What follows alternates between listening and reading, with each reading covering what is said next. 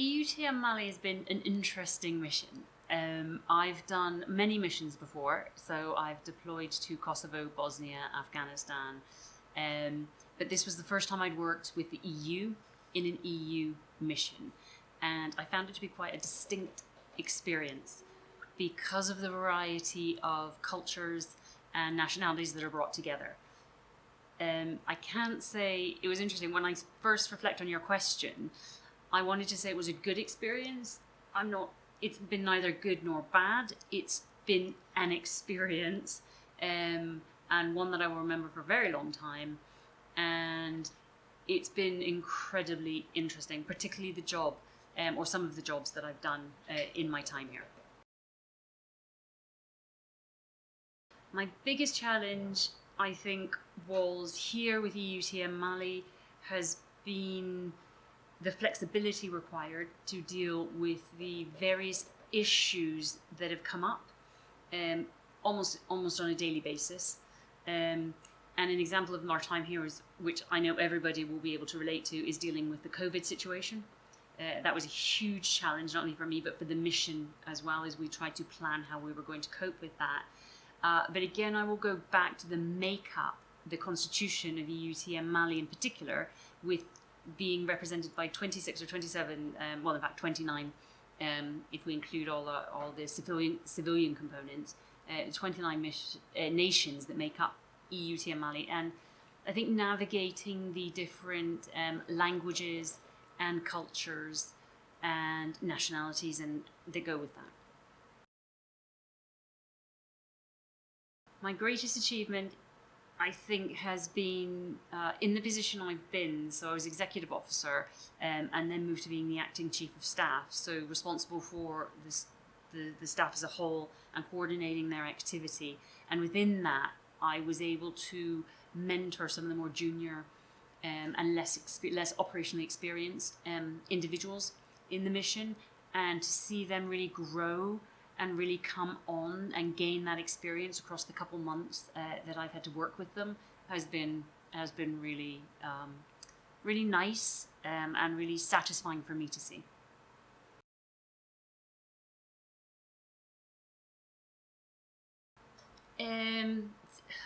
That's a good question. Obviously, I think,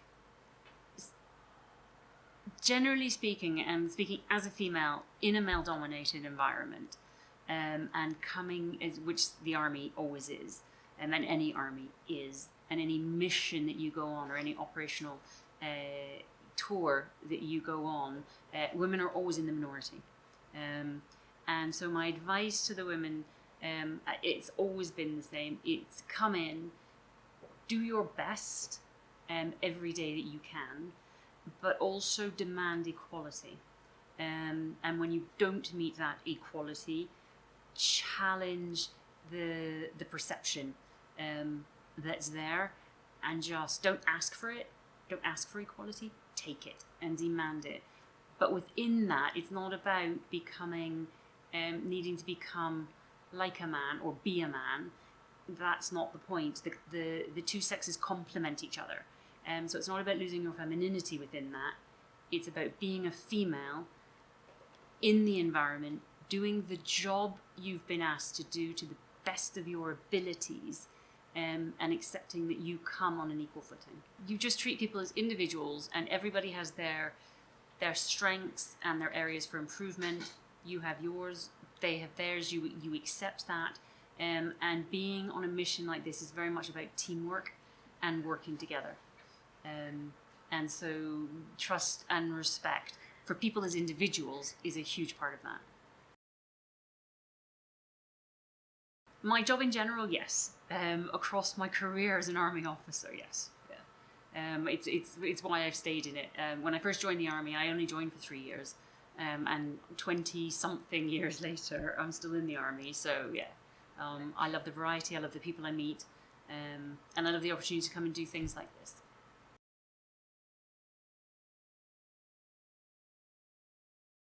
Yes, yes, and that comes by virtue of my rank. So I'm obviously an officer in the British Army. I'm a Lieutenant Colonel in the British Army, which is a senior rank in the British Army. And And so, well, senior rank in any army. So achieving that, yes, that puts you in a position, not only as a female though, it's across the board. So being female, then yes, I would see myself as a role model and a mentor for more junior females to show them what can be achieved and support them in achieving that for themselves.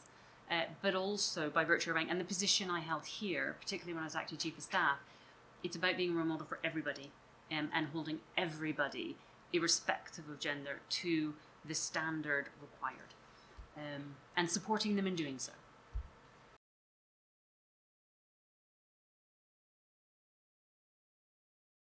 I think it's important that, and I know that not all countries have written a roadmap to how that's going to be done and how that's going to be actually achieved. And I think a lot across the board of what I've seen, a lot of countries have paid lip service to that. It's 20 years on. It's time that they actually actioned any roadmap that was brought up and any roadmap that was put into place, because what evidence has shown, and I'm not going to cite anything, but what evidence has shown is that having a mixed group, so men and women working together, works extremely well. Having women on operations in all areas of those operations, again, works well and it opens doors that are not open to men. And I'll cite my example of Afghanistan. I did a lot. I was out. There was no front line there as such.